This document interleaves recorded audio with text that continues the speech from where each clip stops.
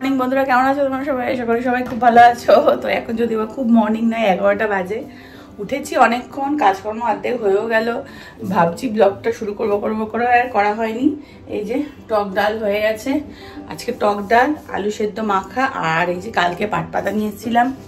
তো এই যে পাটপাতার বড়া, এই মরশুমে প্রথম পাটপাতা ধুয়ে রেখেছি। পাটপাতার বড়া হবে চালের গুঁড়ো বেসন দিয়ে।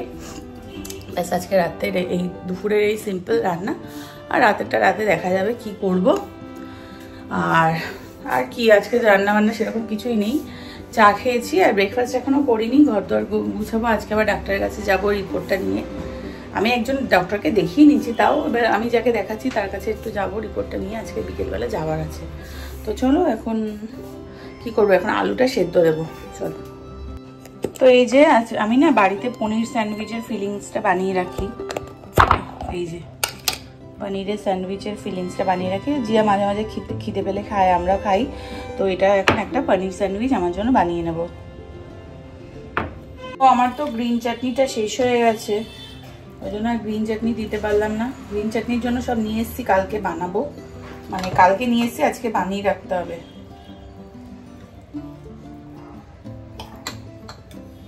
গ্রিন চাটনিটা স্যান্ডউইচের দিকে বাবা বলবেন, গ্রিন চাটনিটা স্যান্ডউইচে দিলে খুব ভালো লাগে।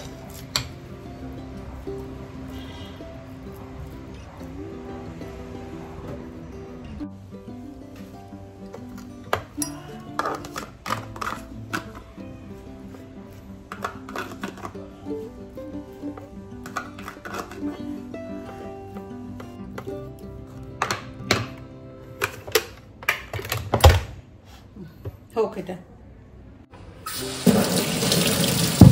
তো আলুগুলো একটু ধুয়ে নিচ্ছি, কারণ এগুলো হচ্ছে সেদ্ধ দেবো, এই জন্য আগে আলুগুলো ধুয়ে নিলাম।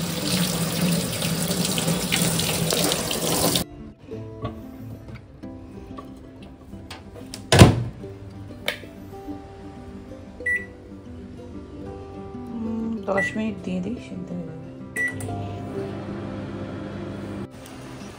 তো হয়ে গেছে আমার এই যে গ্রিল স্যান্ডউইচ, পনির গ্রিল স্যান্ডউইচ, হোমমেড। এটা বন্ধ আছে, এই গরম আছে, খোলা থাক। তো চলো পনির এটা একটু ঠান্ডা হোক। আলুটা সেদ্ধ হয়ে গেছে মাইক্রোওভেনে, আর এখানে ডালটাও হয়ে গেছে, দেখো টক ডাল। আর এখানে চালটাকে আমি ধুয়ে নেব। এবার ভাতটা একটু পরে বসাবো, চালটাকে আগে ভিজিয়ে নেব। তো চালটাকে ধুয়ে নিই, চলো। ভিজিয়ে রেখেছিলাম, আর একটু ভালো করে ধুয়ে নিই। বেজে গেল 12টা। আমি ভাবলাম যে আজকে হয়তো তাড়াতাড়ি আমার হয়ে যাবে, কারণ রান্নাবান্না সেরকম কিছুই নেই। তো এই করতে করতেই 12টা বেজে গেল। মানে যেদিন ভাবি রান্নাবান্না নেই তাড়াতাড়ি হবে, তো সেদিনই আমার দেরি হয়ে গেল। এখন 12টা বাজে, শুধু ডালটা হয়েছে, আলু সেদ্ধটাও হয়েছে। আলু সেদ্ধটা পেঁয়াজ দিয়ে একটু আজকে পেঁয়াজ ভেজে মাখবো। এমনি এই কদিন ধরে তোমার কাঁচা পেঁয়াজ দিয়েই খাচ্ছিলাম, তো আজকে পেঁয়াজ ভেজে মাখবো ডিম সেদ্ধ দিয়ে। চলো এখন পেঁয়াজটা কেটে নিই। তো এই যে পেঁয়াজ কুচিয়ে নিয়েছি, আর রসুনও কিছু কুচিয়ে নিয়েছি। আর ডিম দেবো, তো ওই জন্য একটু রসুন দিলাম, আর শুকনো লঙ্কা ভাজবো। তো এখানে তেলটাও বসিয়ে দিয়েছি।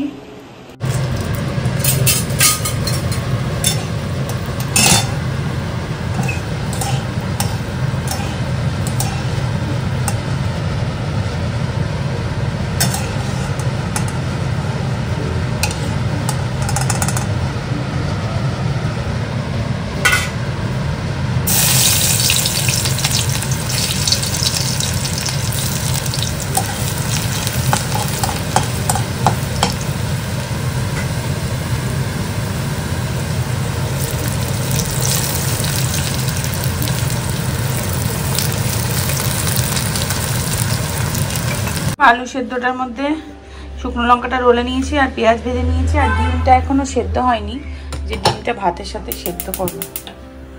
এটা বসিয়ে দিয়ে স্নানে যাই। ভাতটা বসিয়ে দিলাম, দিয়ে স্নানে যাই, আস্তে আস্তে হোক। ডিমটা এখানে সিদ্ধ দিয়েছি, পরে এটা দিয়ে মেখে নেব।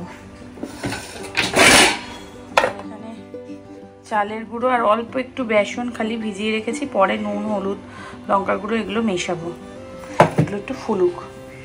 হয়ে গেল, এখন বাজছে 12টা 40। আর আজকে মনে হচ্ছে গরমটা একটু কম, দেখতে হবে টেম্পারেচারটা। তো চলো এবার পুজো দিয়ে নিই। ভাতটাও নামানো হয়নি। তো এই যে আমার পুজো হয়ে গেল, কমপ্লিট। আর এখানে জিয়া আমার জন্য বানিয়ে রেখেছে একটু লেবুর মানে লেবুর শরবত, ওটাই এখন খাবো।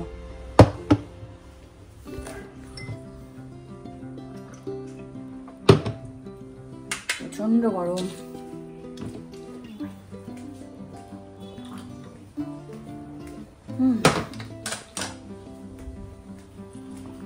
পাট পাতার বড়া রেডি করে নিয়েছি বড়াগুলো, আর এখানে তেল বসিয়ে দিয়েছি, আর এই যে বেসনও রেডি করে নিয়েছি। চলো পাট পাতার বড়াগুলো করি।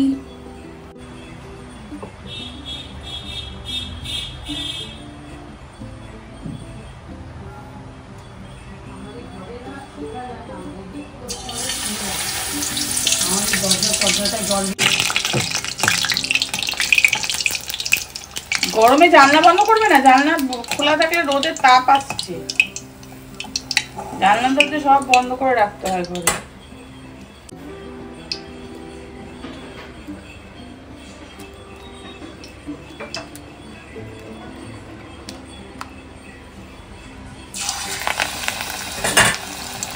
ভেজে নিয়েছি, বাট ভালো করে ফাইনাল ভাজা হয়নি। এগুলো খাওয়ার সময় আরেকবার ভাজবো, তাহলে তাড়াতাড়ি হয়ে যাবে আর বেশি ভালো ক্রিস্পি হবে, মানে ডাবল ডাবল করে ভাজা হবে। আজকে দুপুরের আমাদের লাঞ্চ টক ডাল, ভাত, আলু সেদ্ধ মাখা আর পাট পাতার বড়া। ডিম দিয়ে আলু সেদ্ধ, হ্যাঁ এই ঠিক আছে। 12 কেজি আছে, ওটা কত করব? 14 কিলো লিখুন।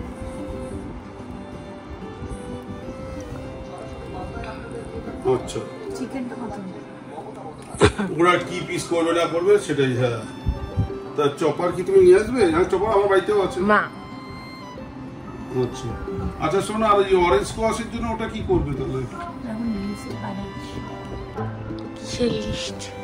ওই এটা এইখানে না, অরেঞ্জ স্কোয়াশ মুদিখানা। আর ক্লাস হচ্ছে 6টা, ঠিক আছে? আচ্ছা, এইবার হচ্ছে গ্লাস কি কত নেব বলো?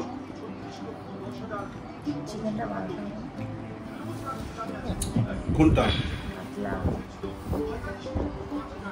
মা আপনারা ওগুলো খাবে, ওগুলো হচ্ছে কাগজের হবে। ওই ধরো 200 গ্রামের গ্লাস নেব। আমাদের বাড়িতে একটা অকেশন আছে, তো তাহলে 150 ml 100 ml তো চাই দেয় না, 150 ml তো খুবই ছোট। তো আমি এখন যাচ্ছি ডাক্তারের কাছে। আমি একাই যাচ্ছি, বিশু যাবে না, কারণ ওকে ঢুকতেও দেয় না, মানে অ্যালাউ করে না অতটা। তো আমি যাচ্ছি এখন। চলো, বাইরে কি গরম, তাপ পুরো।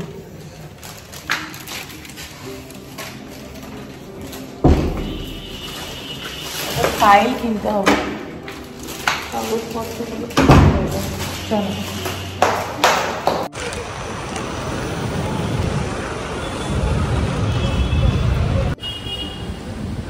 চলে এসছি আবার ইডিএফে।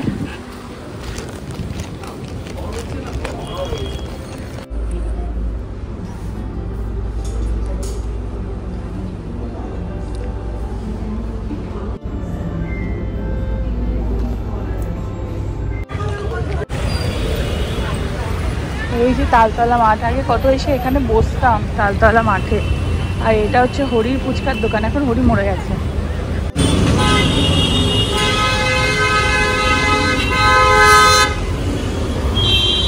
তো বাড়িতে তো চলে এসেছি, অনেকক্ষণ আগেই বাড়িতে চলে এসেছি। আর আগে যে ডাক্তার দেখিয়েছিলাম, মানে ওনাকেই দেখিয়েছিলাম, তখন বলেছিল রিপোর্টটা তখন করিনি, তো তখন বলেছিল 3 মাস বাদে দেখাতে। তো এখন বললো না, রিপোর্টটা ঠিকঠাক আছে, তুমি 5 মাস বাদে আসবে। আবার টেস্ট আরও ব্লাড টেস্ট, ইউএসজি এসব দিয়েছে, তো ওগুলো করে আবার 5 মাস বাদে যেতে বলেছে। আর এখন ওষুধ দিয়েছে, 2টো ওষুধ, ওটা এখন 4 মাস 5 মাস কন্টিনিউ হবে। তো চলে এসেছি, এবার রান্না করবো হচ্ছে ভেন্ডি আলু ভাজা করবো। আর এখানে সব জলের বোতল খালি, জলের বোতলগুলো ভরবো। তার আগে আমি এখন জামা চেঞ্জ করবো, প্রচন্ড গরম লাগছে। চলো, এই যে রাতের আলু ভেন্ডি ভাজা, এটা ভেজে তুলে রেখেছিলাম। কন্টিনিউস আলু তো একদম নরম হয়ে যায়, কেটে যায়।